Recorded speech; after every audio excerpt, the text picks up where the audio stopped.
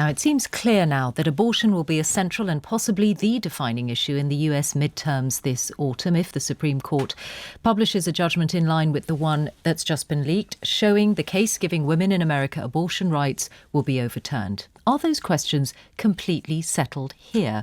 It was only in 2018 with decriminalisation in Northern Ireland that abortion became legal across the UK. Claire Cohen is the Telegraph's women's editor, also the author of books, including a forthcoming one on female friendship. And Melanie McDonagh is here in the studio, author and journalist as well, who wrote on the Spectator website yesterday that there is a merit in the US having a debate about this, which doesn't really happen here. Morning to you both. Good morning. Melanie, let's start with the argument you put forward.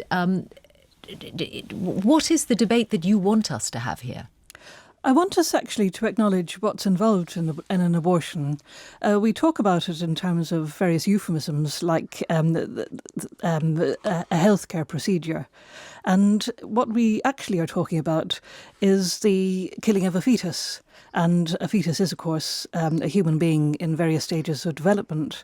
And I think that while we shy away from that central issue, we will never really have an honest debate about this, with obvious implications for how we frame the law, but also how we address the serious morality of abortion. So is your purpose in calling for that debate then because you are pro-life?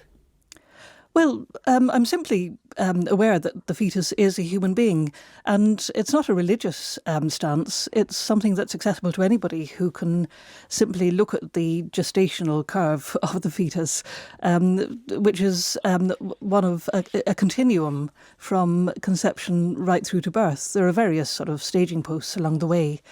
And I suppose the obvious one for most people who've had a baby would be the 12-week point at which you actually see the fetus on screen, and you can see that the fetus has all the attributes of a baby in miniature. That is to say that it's palpably a human being, but you can sort of look at that a little further back, say at 9 weeks when it's got all the vital organs and the physiological functions. But what I'm saying is that the way we talk about abortion actually avoids addressing that central question, which it is essentially the killing of a fetus. Claire Cohen, what do you think of what you're hearing from Melanie? Indeed, what were your reflections when you saw the way that this has exploded in the US in the last couple of days?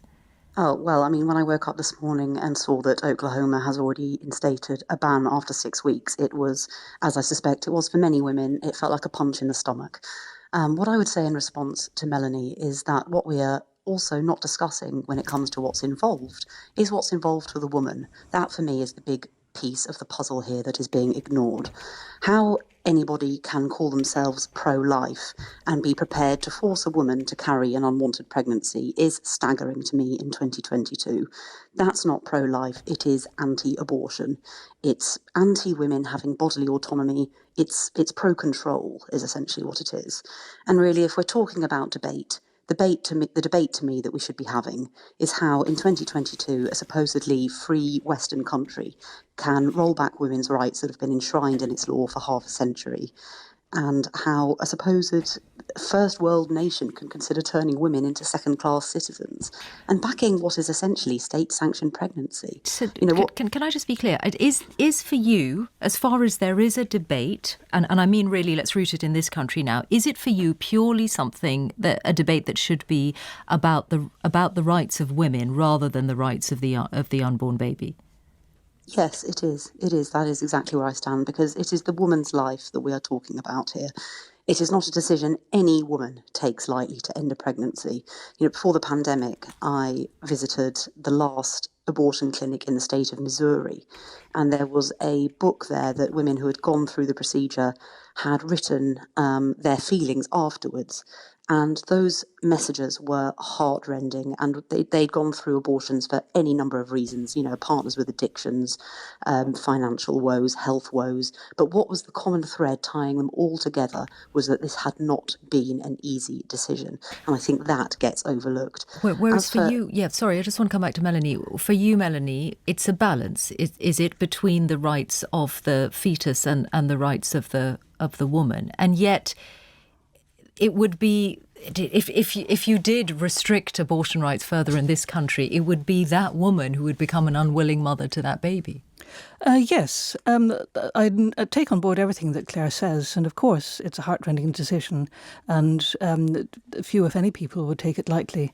But what I want to re-inject into the debate is the concept that there are two individuals, and I use the term in a loose sense, involved here. There is, of course, the woman whom we can see and talk to and empathise with, and there is the unseen party, that is to say, the fetus who is killed in the process of an abortion.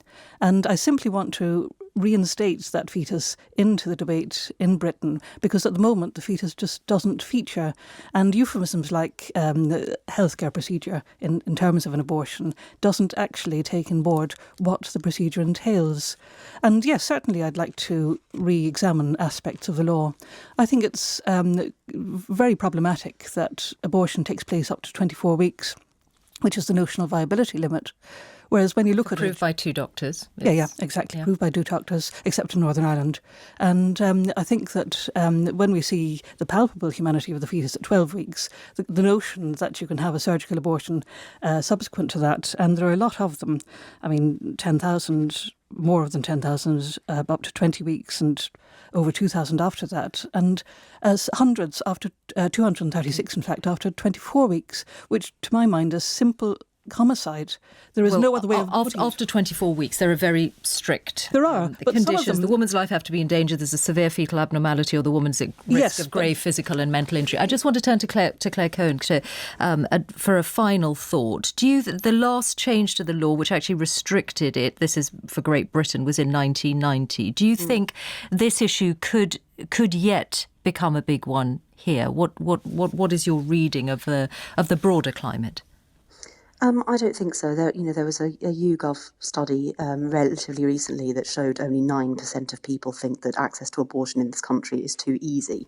So I don't think public opinion is headed in that direction. But just to pick up quickly on what Melanie said about the weeks issue, for me, there's an inherent hypocrisy there, because if you're talking about rolling back from 24 weeks to, say, 20 weeks, which is something that our own Culture Secretary Nadine Dorries has backed, or 12 weeks, which Jeremy Hunt has previously backed, that doesn't take into account the woman or the embryo, because it is quite often at the 20-week scan that a woman will discover a fetal abnormality.